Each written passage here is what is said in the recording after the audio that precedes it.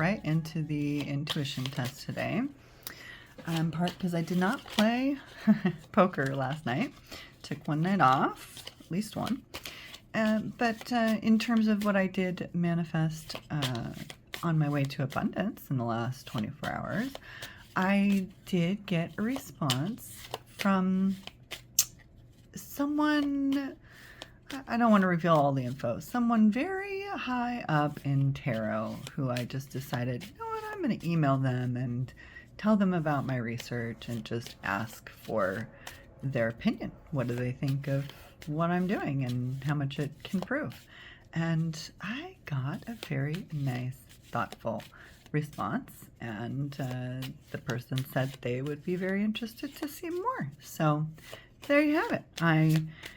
I manifested something which could be very good. It's always good to have more opinions from people respected in the industry. So stay tuned for that.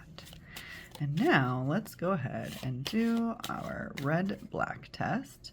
I just grabbed the deck that was closest to me. It actually only has 50 cards, and 2 of them are jokers, but at least with the 50 cards, we will know very clearly if it got better than 50% this time. Okay, ready? Let's do this.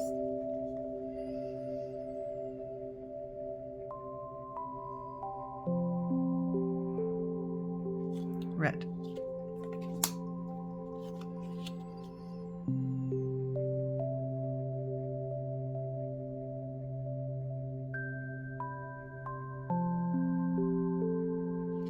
Red.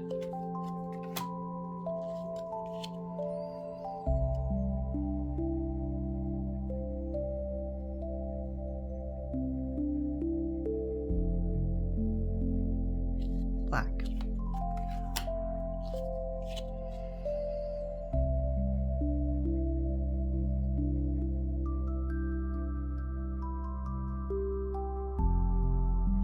Black.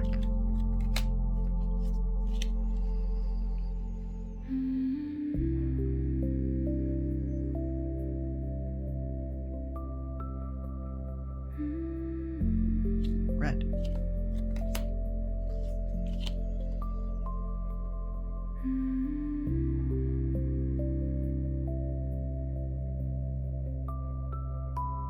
Black.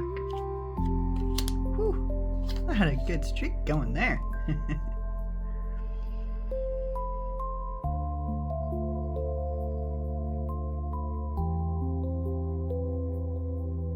Black.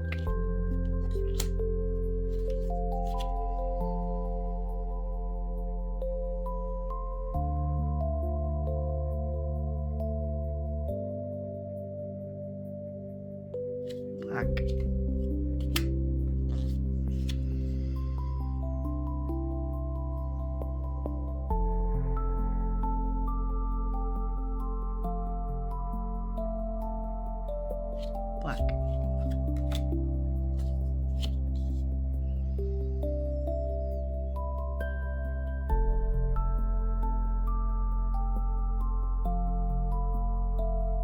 Black.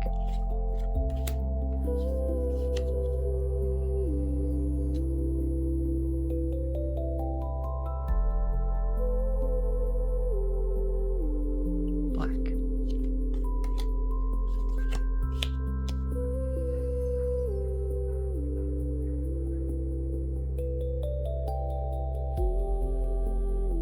Black. Black.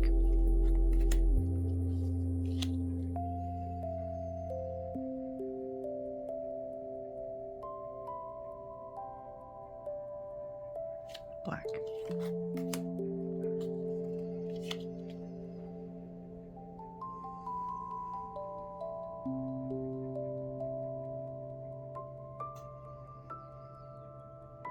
Black.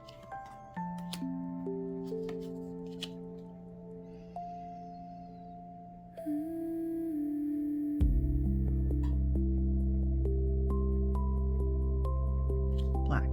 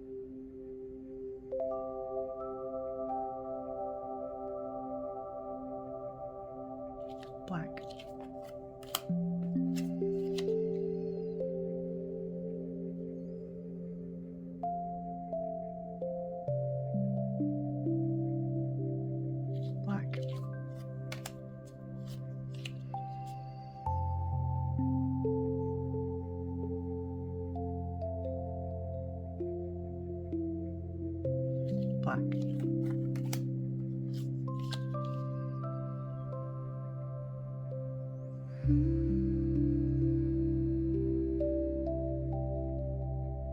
Black.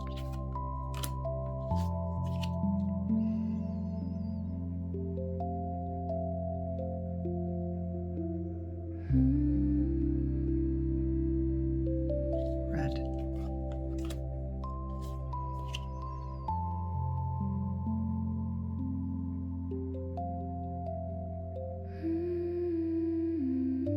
Black.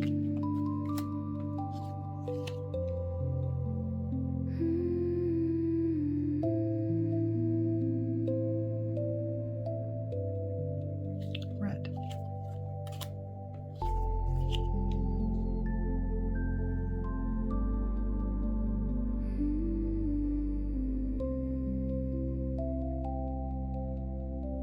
Black.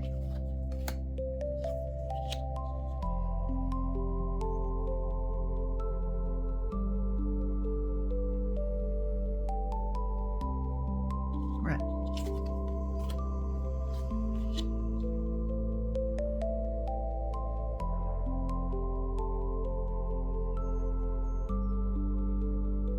Black.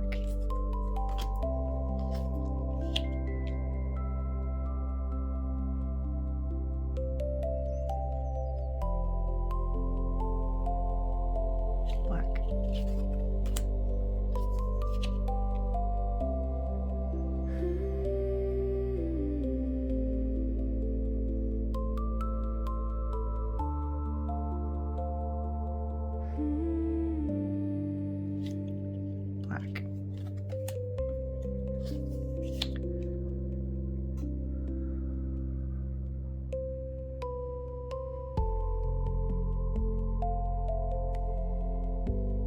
Black. Black.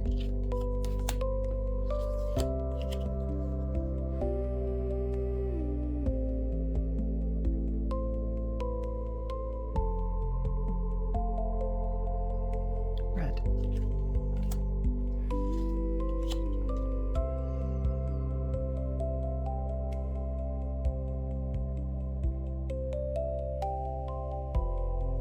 Black.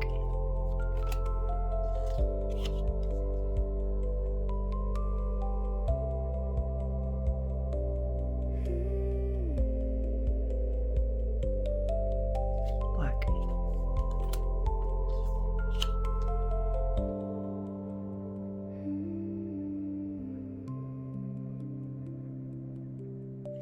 Black.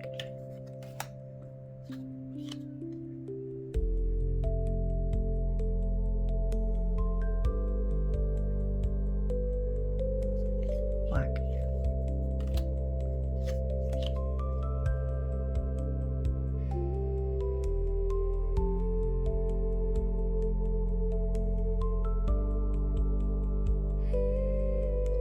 Red.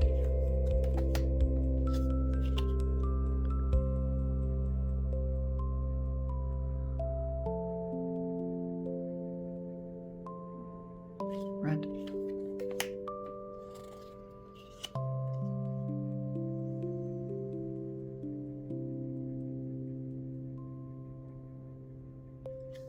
Red.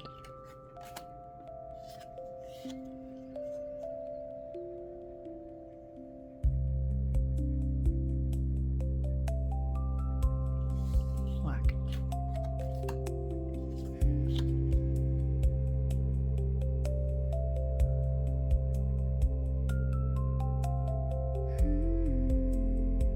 Red.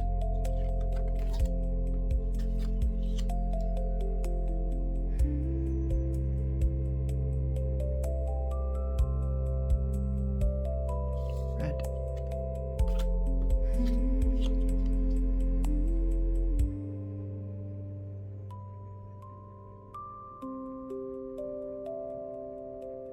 Red.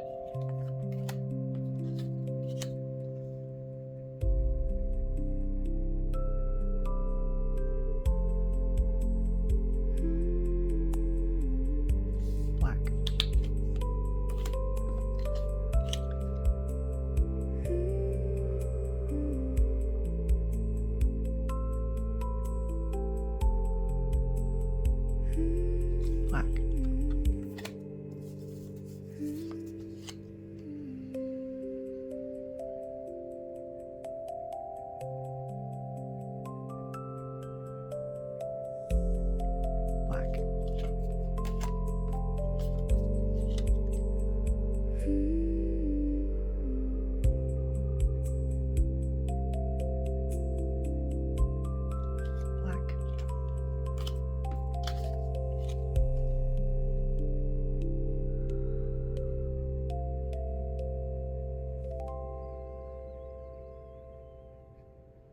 black. All right. Pretty clear that's probably my best score yet, and this is probably the smaller one to count.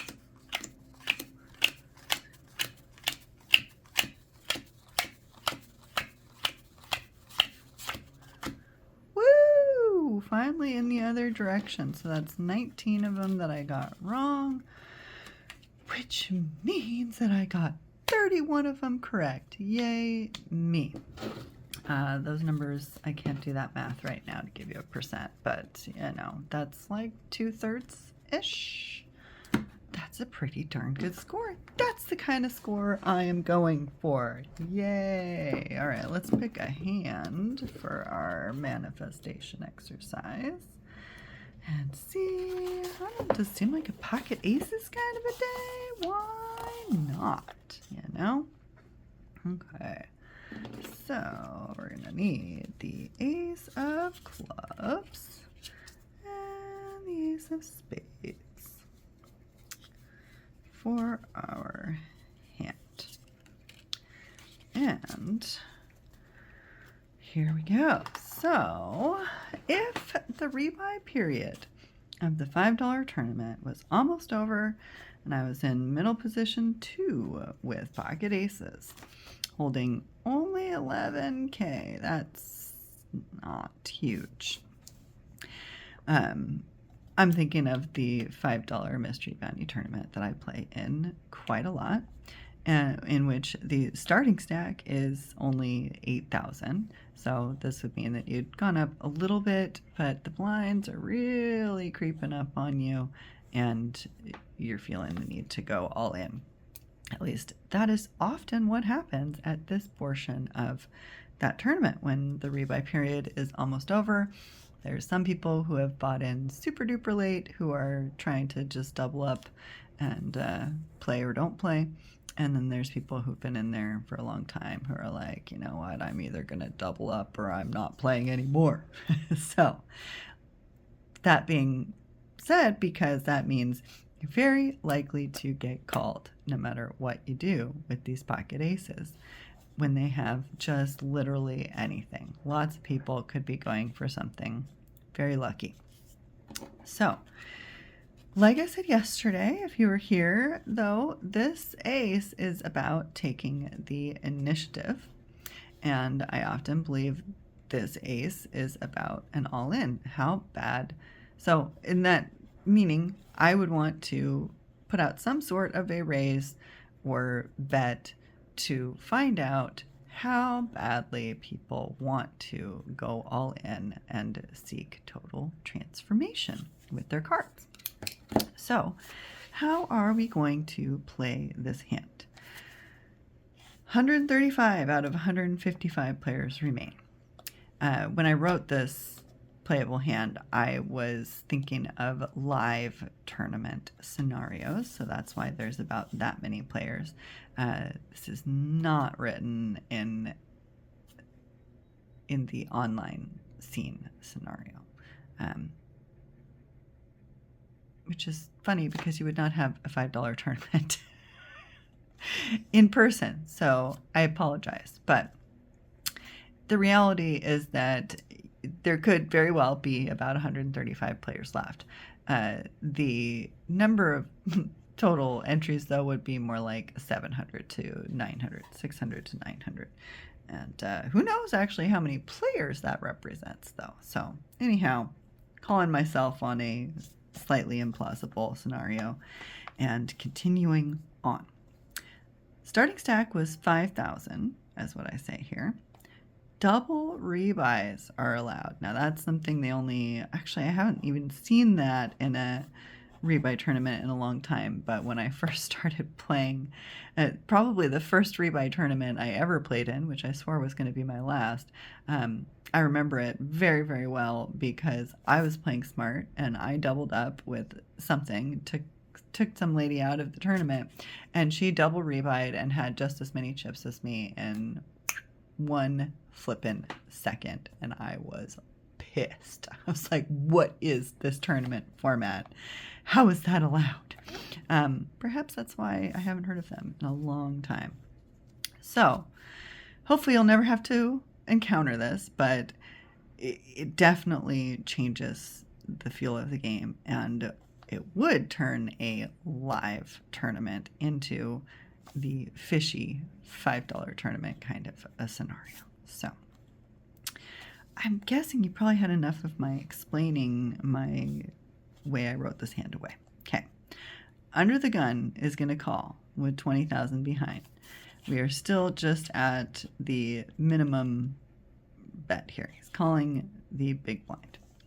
Under the gun +1 and middle position fold. And then there's going to be 1, 2, 3, 4, 5 players to act behind me. So what do I want to do with one caller and everybody else in? As I said, I'm going to raise.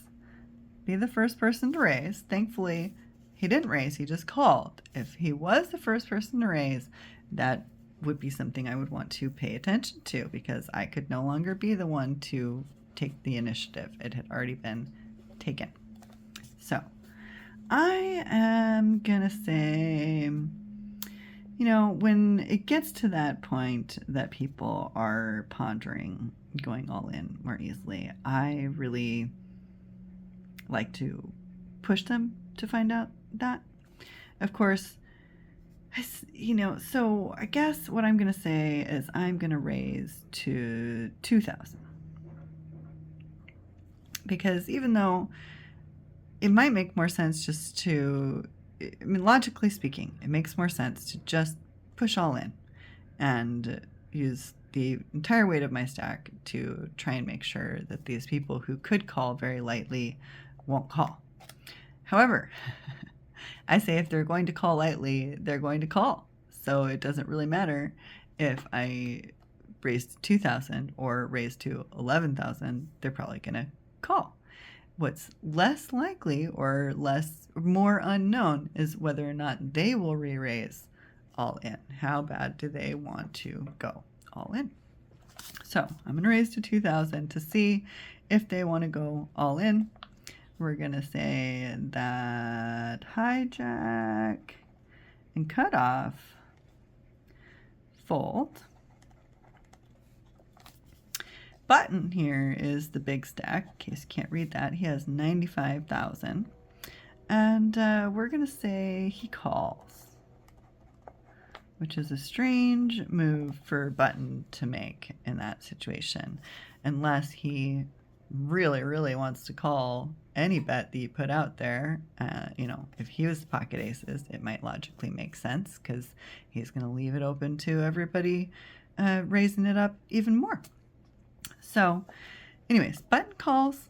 We're going to say that small blind folds because they only have 25,000, and big blind is the one to push all in. I, of course, call, and then Button calls. Button calls. So we're going to have a three-way all-in with me, big blind, and Button. Yeah, me, big blind, and Button. I'm in middle position, so I'm going to put me, here, and we're going to deal big blind and Button. It's hard for me to remember where to deal first sometimes in this, but I do want to deal them in the correct order. So, awesome deck. Please show us how I won this three-way all in with pocket aces. What hand did my opponents, Button and big blind, choose to go all in with? And what cards came on the flop, turn, and river? Show us how I won this hand as written.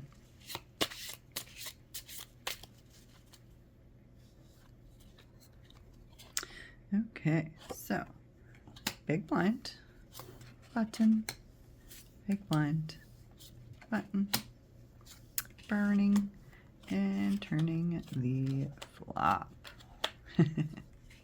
Burning and turn, burning in the Better hope nobody had 2 hearts. Okay, so the person who would have to show first is the big blind. And he is just going to break my heart right now and get the flush, apparently. So, yeah, love is blind. I was in love with those aces, as everyone would be, especially at that kind of spot in a tournament. And there was very unexpected good news. I'm going to get this light on here. Ta-da! There's really, really unexpected good news in that scenario, that this hand decided to call. Remember, this is big blind. For a second there, I was thinking that this was the big stack. No, this is big blind, which is kind of funny. But from the tournaments that I play in, absolutely, it makes sense. Somebody's going to be like, oh my gosh, it's suited, and I was down low and needed to double up, and it just, I could have tripled up because there was 2 other people in. So, ta-da, I did. Look at me. I got that unexpected good news. Surprises do sometimes come when you least expect them. So, let's leave that there for a second and see if this hand also possibly managed to crack my aces. I mean, there are 2 jacks out there, so this hand can be beaten. Ready? No, they did not. Assertiveness and obsession. Now that is the kind of hand that some big stacks will play with at that time in the tournament. The crazier ones, the ones who are obsessed with just taking out as many people as possible, as fast as possible, and should probably listen to the don't bite off more than you can chew kind of a message here, and hold on to their chips a little bit longer. But this is the queen of assertiveness, and she thinks that she's going to catch more flies with honey than vinegar. She thinks, no, she's usually trying to push forward and being told to not do that, to soften, to calm down, to take it easy. I know, because these are the kinds of things that people say to me a good amount. So anyways, it does make sense that somebody would play that hand in certain scenarios. I'm sure no high-level pro is going to really recommend this to you, but I have experienced it. So once again, as in same as yesterday, we have manifested a hand that makes sense. People would play it this way. It is worth, if you want to, taking this information and putting it into a GTO calculator and seeing what the probabilities were literally at each step and how much equity each person had, etc. I do that sometimes. Haven't been doing it the last few days because right now I'm focusing on intuition, and I have the notes for later if I want to calculate it out. Anyways, I suppose basically the reminder of the day is that sometimes the change is not for you. And so, yeah, it was an all-in situation. Thought it was going to be a complete turnaround for you.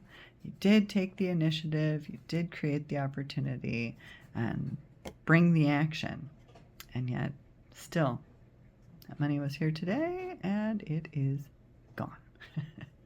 Because sometimes the change, and it can still be a positive change, the tarot message is talking about, is because of something not great that happened.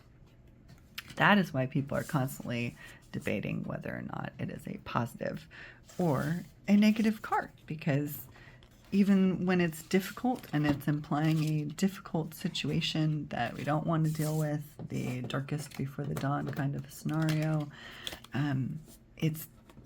that's going to be pushing you towards something good. So it's, in a way, a choice to either look at it as lucky or look at it as unlucky. So, on that note, let's pull one card of the day for a little more advice before we go and before I try and manifest some more abundance and keep growing my intuition. So, awesome deck. What advice do you have for us today? What do we need to hear? What card should we watch out for in poker? What do we need to know? Give us some advice for the day. Unexpected good news coming my way. I like that message for today, and I look forward to telling you what unexpected good news came my way tomorrow. Please do press like and subscribe. I look forward to seeing you then. Have an awesome day.